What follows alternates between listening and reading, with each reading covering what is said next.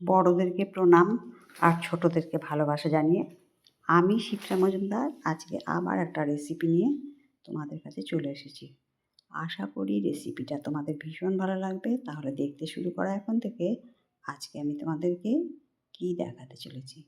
দেখো বন্ধুরা, আজকে রেসিপিটার জন্য আমি এখানে 3টে পেঁয়াজ আর 2টো টমেটো নিয়ে নিয়েছি। পেঁয়াজগুলোকে প্রথমে আমি খোসা ছাড়িয়ে নেব। দুপাশটা প্রথমে কেটে নিলাম, তারপরে দুভাগ করে কেটে নিচ্ছি। প্রত্যেকটা পেঁয়াজকে আমি এইভাবে খোসা ছাড়িয়ে নেব। আজকের মাছটা সর্বত্র পাওয়া যায় না। আমি এখন উত্তরবঙ্গে ঘুরতে এসেছি, তাই উত্তরবঙ্গের একটা বিখ্যাত মাছের রেসিপি তোমাদেরকে তৈরি করে দেখাবো। দেখো, তোমাদের সাথে কথা বলতে বলতে পেঁয়াজটা সম্পূর্ণ কাটা হয়ে গেল। এখানে ঠিক এরকম কুচি কুচি করে পেঁয়াজটা কেটে নিলাম। সম্পূর্ণ পেঁয়াজটা কাটা হয়ে গেছে। এবার আমি একটা বাটির মধ্যে তুলে রাখছি। সম্পূর্ণ পেঁয়াজটা আমার তোলা হয়ে গেল। এরপরে আমি দেখো টমেটো এখানে নিয়ে নিয়েছি। প্রথমে লম্বা করে কেটে নিচ্ছি, তারপর এটাকে কুচি করে নিচ্ছি। এইভাবে আমি একটা টমেটোকে ওইরকম করে কেটে নেবো। আর একটা টমেটোকে আমি দেখো কেটে নিয়ে দুটো পাশ কেটে নিলাম, বোটার দিকটা। এবার গ্রেট করে নিচ্ছি।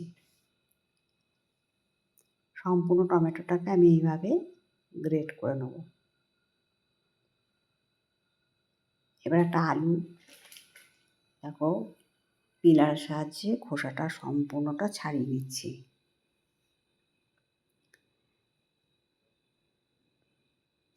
আলুগুলোকে সরু সরু করে কেটে নেব,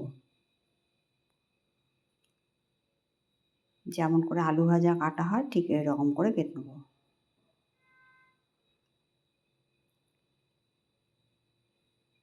তোমরা দেখে বুঝতে পারছো আলুটাকে ঠিক আমি এইভাবে কেটে নিলাম। আর দেখো টমেটো গ্রেট করা হয়ে গেছে, টমেটো কাটা হয়ে গেছে, পেঁয়াজ আর আলু কেটে পরিষ্কার করে ধুয়ে নিয়ে এসেছি। এরপরে সর্ষের তেল চাপিয়ে দিলাম কড়াইতে।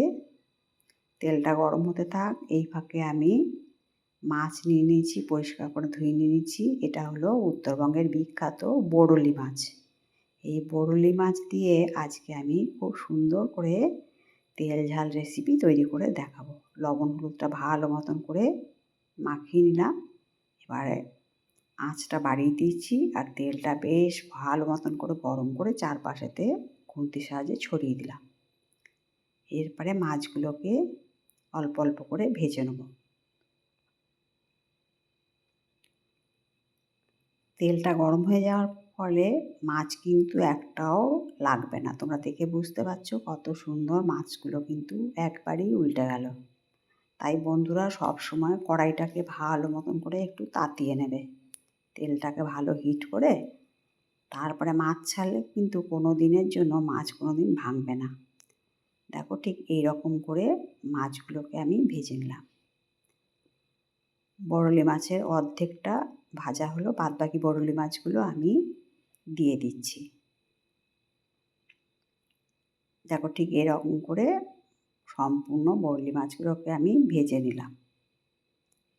এবার মাছ ভাজার পর যে তেলটা বাঁচলো তার মধ্যে আমি কেটে রাখা আলুগুলোকে সম্পূর্ণটাই ছেড়ে দেবো। একটা বড় সাইজের আলু ছিল তাই অনেকটাই হয়েছে। তোমরা ইচ্ছা করলে মোটা মোটা সাইজ করেও কেটে নিতে পারো। এরপরে অল্পখানি লবণ দিয়ে আমি এটাকে ভেজে নেবো। তার সাথে আরেকটুখানি হলুদ দিয়ে দিলাম। দিয়ে ভালো মতন করে নাড়িয়ে চাড়িয়ে আলুটাকে সুন্দর করে লাল লাল করে আমি ভেজে নেব। এরপরে আমি এর মধ্যে একটা ঢাকনা চাপা দিয়ে রাখলাম। মিনিট 4-5 ঢাকনা চাপা দেওয়ার পরে ঢাকনাটা খুলে নিলাম। ঢাকনা দেওয়ার পরে আলুটা কিন্তু খুব তাড়াতাড়ি সুন্দর সেদ্ধ হয়ে যাবে। আর দেখো নাড়িয়ে চাড়িয়ে ঢাকনাটা খুলে নাড়িয়ে চাড়িয়ে ভালো মতন ভেজে নিলাম। বরলি মাছগুলো সম্পূর্ণ ভাজা হয়ে গেছে, আলুগুলো ওই মাছের বাটিতে তুলে নিলাম। সম্পূর্ণটা তেল ছেঁকে আলুগুলোকে তোলা হয়ে গেল। এই বরলি মাছের রেসিপিটা কিন্তু গরম গরম ভাতের সাথে ভীষণ জমে যায়। এবার দেখো কড়াইতে যে তেলটুকু রইলো তার মধ্যে অল্পখানে কালো জিরে দিয়ে দিলাম ফোড়ন। এই মাছটা কিন্তু নানা রকমভাবেই তৈরি করা হয়। আজকে যেমন আমি তেল ঝাল রান্না করছি, সেরকম এটাকে কিন্তু সবজি দিয়েও পাতলা করে ঝোল রান্না করে তৈরি করা যায়। ভীষণ টেস্টি এই মাছটা। দেখো কালো জিরেটা যখন ভাজা হয়ে গেল, তারপরে কুচিয়ে রাখা পেঁয়াজগুলো সম্পূর্ণটা এর মধ্যে দিয়ে দিলাম। এবার দিয়ে দিলাম 1 চামচ লবণ আর 1/2 চামচ হলুদ। লবণ হলুদটা দিয়ে পেঁয়াজটাকে খুব সুন্দর করে আমি ভেজে নেব গোল্ডেন ব্রাউন কালার হওয়া পর্যন্ত। নাড়িয়ে চাড়িয়ে খুব সুন্দর করে দেখো ভাজা হয়ে গেছে। ঠিক এরকম কালারটা যখন হলো, আমি বেটে রাখা টমেটোটাকে দিয়ে দিলাম, যেটা গ্রেট করে রেখেছিলাম। দিয়ে ভালো করে কাঁচা গন্ধ যাওয়া পর্যন্ত এটাকে আমি নাড়িয়ে চাড়িয়ে ভালো মতন করে কষে নেবো। এরপরে এখানে আমি 5খানা কাঁচা লঙ্কা কেটে দিয়ে দিলাম আর টমেটো পুরোটাই দিয়ে দিলাম। যে টমেটোটা ছোটো ছোটো করে কেটে রেখেছিলাম, দিয়ে নাড়িয়ে চাড়িয়ে একটা ঢাকনা চাপা দিয়ে রাখলাম 3-4 মিনিটের মতন। দেখো টমেটোটা বেশ সুন্দর সেদ্ধ হয়ে গেছে। এই রেসিপিটা একটু ঝাল ঝাল করলে খেতে ভীষণ ভালো লাগবে। যেহেতু এটা তেল ঝাল করব, সেই জন্য একটুখানি ঝালটা বেশি দিয়েছি। এরপরে দিয়ে দিলাম 1 চামচ জিরে গুঁড়ো আর অল্প একটু জল দিয়ে মশলাটাকে ভালো মতন কষিয়ে নেবো, যাতে না তলা ধরে যায়। সেই জন্য একটু জল দিয়ে সুন্দর মতন করে কষিয়ে নিতে হবে।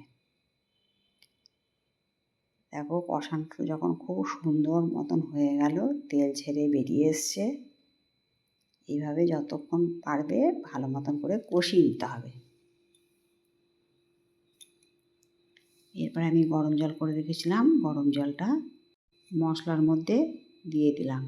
দিয়ে ভালো করে নাড়িয়ে চাড়িয়ে একটু ঘুরিয়ে নিয়েছি। দেখো যখন ঝোলটা ভালো মতন ফুটে উঠলো,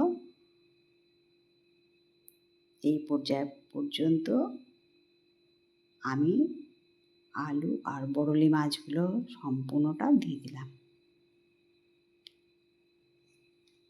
এই মাছের এত টেস্ট, মানে যারা খেয়েছে তারাই মাত্র জানে যে কত সুন্দর এর খেতে হয়। যাই হোক, আর কিছুক্ষণ আমি সুন্দর মতন করে নাড়িয়ে চাড়িয়ে রান্নাটা করে নিলাম। এরপরে আমি এর মধ্যে কিছুটা বিলিতি ধনেপাতা দিয়ে দিলাম। যেহেতু ঘরে ধনেপাতা ছিল না, তাই টবের থেকে তুলে নিয়ে ধনেপাতা কুচো করে দিয়ে দিলাম। এটা হলো বিলিতি ধনেপাতা। তোমরা এমনি দেশি ধনেপাতাও দিতে পারো। এবার স্ট্যান্ডিং টাইমে কিছুক্ষণ রেখে দিয়েছিলাম। এবার দেখো বাটিতে ঢেলে নিলাম, কত সুন্দর দেখতে লাগছে। যদি বন্ধুরা আজকের রেসিপিটা ভালো লাগে, তবে অবশ্যই বেল বাটনটা অন করে দিও, তাহলে সমস্ত নোটিফিকেশান তোমাদের কাছে পৌঁছে যাবে। তোমাদের সুন্দর সুন্দর কমেন্টসের মাধ্যমে জানিও আজকের বরলি মাছের রেসিপিটা তোমাদের কেমন লাগলো।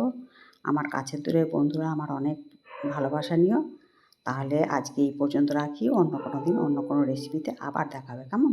টাটা।